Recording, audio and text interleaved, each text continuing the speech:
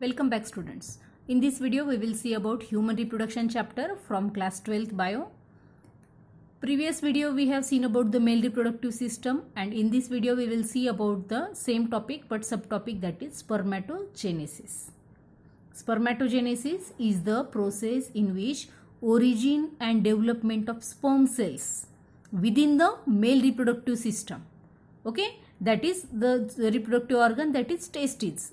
तो यहाँ पे जो स्पर्म सेल्स है उनको बनने की जो प्रोसेस है, डेवलपमेंटल प्रोसेस है, वो ह्यूमन मतलब मेल रिप्रोडक्टिव ऑर्गन के अंदर होती है, that is testis. That is included in this whole process. And how it is taking place, it is included in this. Okay, now spermatogenesis is taken place by the 2 steps. 2 steps में ये process होती रहती है. Before that we have to understand that on the basis of the location of testes and the testicular site of testiculars in which it is taking place. तो ये इन basis के ऊपर all organisms are divided into 3 categories. 3 categories में सभी organisms को divide किया है. First type के वो ऑर्गेनिजम्स होते हैं जिनको हम सीजनल ब्रीडर्स बोलते हैं. फॉर एग्जाम्पल बैट्स, लैम्बाज, ये जो ऑर्गेनिजम्स होते हैं सीजनल ब्रीडर्स, नाम से ही पता चलता है कि पर्टिकुलर सीजन होता है, उसी सीजन के अंदर वो एक्टिवेट होते हैं फॉर रिप्रोडक्शन पर्पस. अदरवाइज वो सीजन छोड़ के बाकी के सीजन में वो नॉन एक्टिव रहते हैं for reproductive purpose. So what happen in that seasonal breeders are having the season period for reproduction. In that period only their testes will descend into scrotum.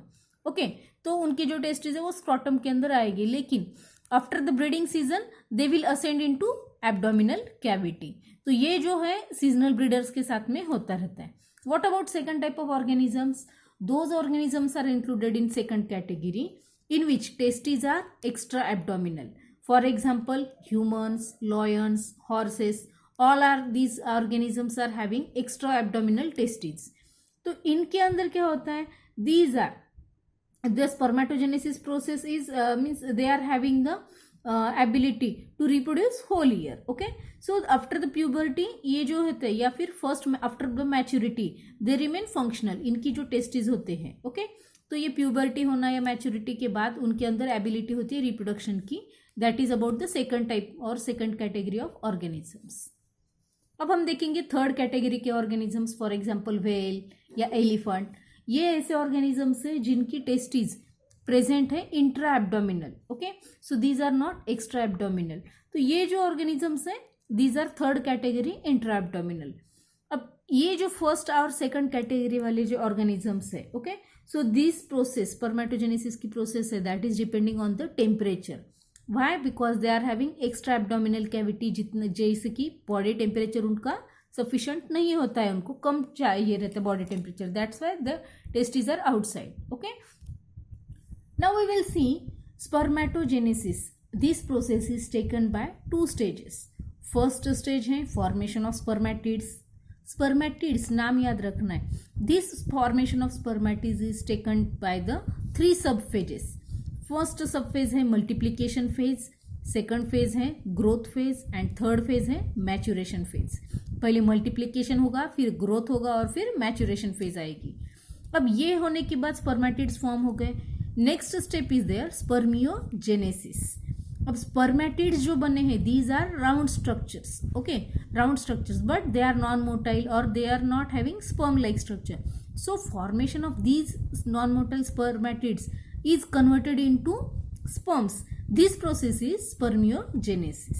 तो यहाँ पर spermatogenesis is taken by the 2 steps. ये याद रखना है दोनों भी stages. Okay, अब हम देखेंगे कि ये जो स्टेज है या फिर ये जो फुल प्रोसेस है that is taken bye 74 days. Okay, so this process is taken place in the 74 days. We have seen about the humans, the second category. Okay, so these are testes are having extra abdominal. This is about information that humans, for in case of humans, that these are these testes are descending into the scrotum in their 7th month of embryonic development. Means जब embryo की development होती रहती है तब 7th month में ही ये testis क्या होती रहती है, they are descending into the scrotum.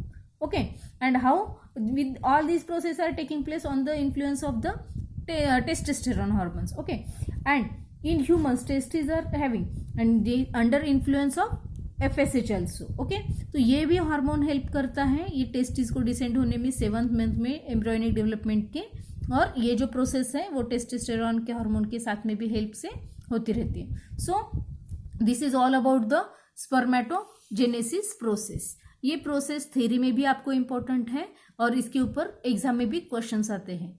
अब ये इसका ये जो इंट्रोडक्टरी पार्ट है, what happens in actually spermatogenesis, we will see in next part. In that we will see the actual spermatogenesis process. Thank you.